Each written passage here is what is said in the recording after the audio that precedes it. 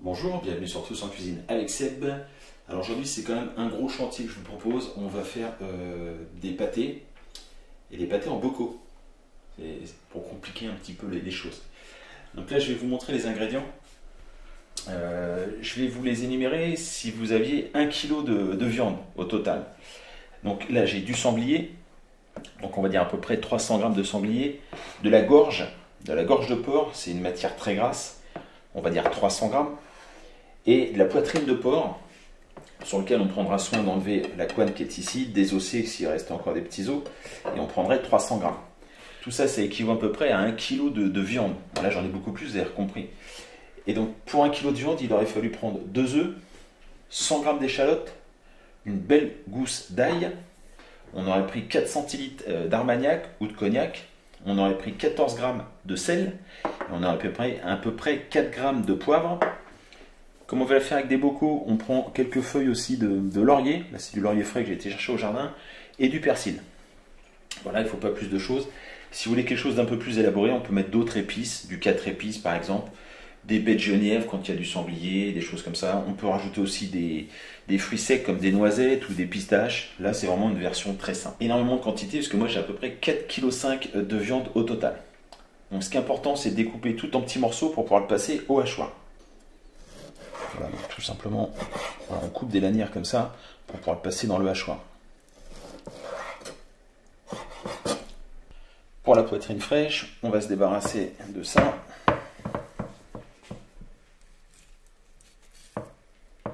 Alors, sans attaquer la viande, on s'est débarrassé de la couenne. Il va maintenant falloir se débarrasser de tous les os qui peuvent rester.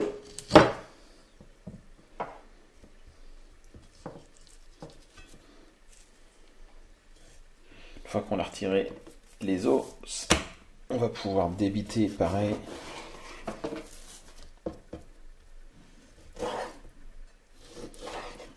Voilà pour la poitrine fraîche. On va maintenant s'attaquer à la gorge.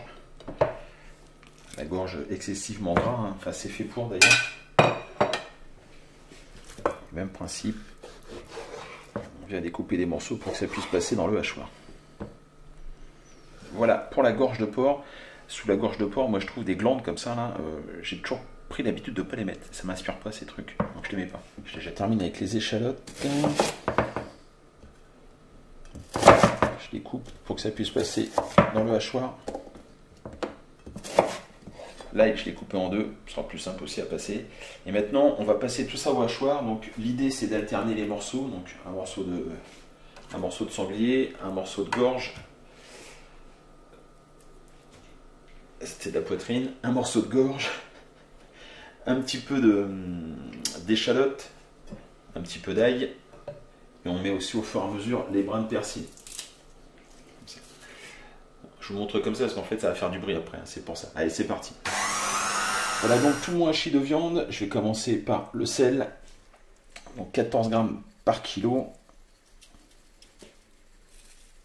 On va rajouter le poivre. Le poivre, on compte à peu près 4 g, 5 g. Moi, je mets 5 g parce que j'aime bien, que c'est bien épicé. De poivre par kilo. On va commencer à mélanger déjà ça. On a bien mélangé une première fois avec les épices, sel et poivre. On commence à rajouter les œufs. Je vais y aller 2 par 2. Les œufs, on compte 2 œufs par kilo de viande.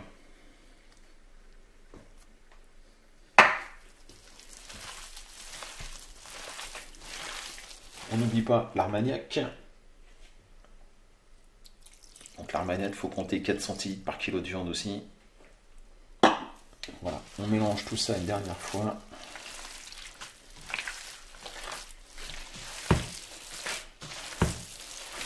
Une fois que vous avez bien mélangé, si vous voulez être sûr de votre assaisonnement, on ne va pas goûter là, ce serait dangereux. On prend une toute petite boulette, ça va un petit peu plus gros quand même, mais voilà, on prend un petit peu de matière. On met ça dans une poêle, on l'écrase, on la fait cuire, comme une viande hachée tout simplement. Ça nous permet de goûter et voir si l'assaisonnement est bon. Si l'assaisonnement n'est pas bon, bah, on réassaisonne. Par contre, il faut éviter de trop saler parce qu'après c'est compliqué, il faudrait rajouter de la viande. Quand on fait des bocaux, enfin quand on fait de la stérilisation, il convient de travailler dans un endroit relativement propre. Les pots, je les ai passés au lave-vaisselle. Moi j'ai une fonction stérilisation pour les biberons, donc c'est parfait pour mes pots.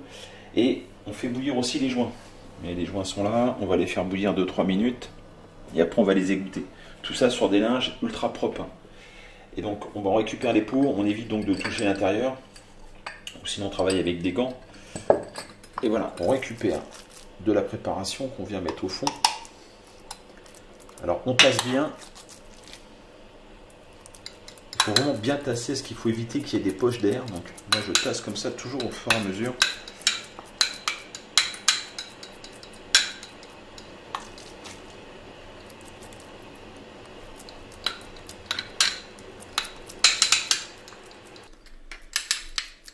Une fois que vous avez bien tassé, on a chassé un maximum de bulles d'air. Il en restera toujours, hein, mais il faut vraiment en chasser un maximum. Je récupère une petite feuille de laurier que je viens plaquer ici. Voilà. Donc avec un torchon, on vient essuyer le bord. Voilà.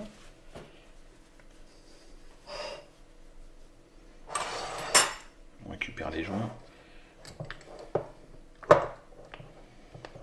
Alors on évite de mettre le joint comme je viens de faire en fait.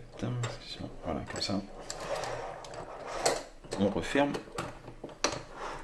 Je vais faire ça pour l'ensemble de mes pots et après on va les passer au stérilisateur. Je viens de ranger mes bocaux dans le stérilisateur. Entre chaque étage, vous mettez un torchon pour pas que ça s'entrechoque.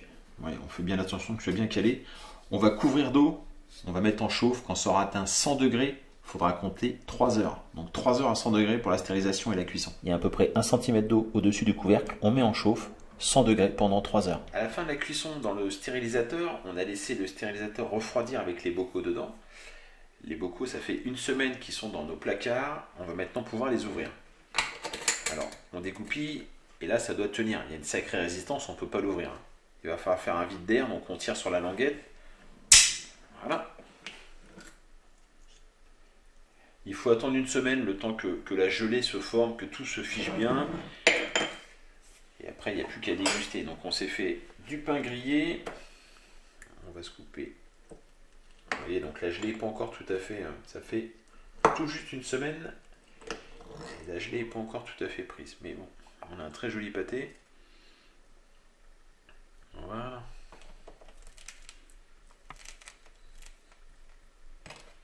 Donc éventuellement avec quelques cornichons. Préparer des cornichons, ça c'est au choix. Hein. Et voilà. J'espère que cette recette vous a plu. Alors, évidemment que c'est pas donné à tout le monde parce que tout le monde n'a pas un stérilisateur. On peut faire ça dans une cocotte minute avec un peu moins de quantité parce que sinon il va falloir quelques cuissons. Voilà. Je vous remercie.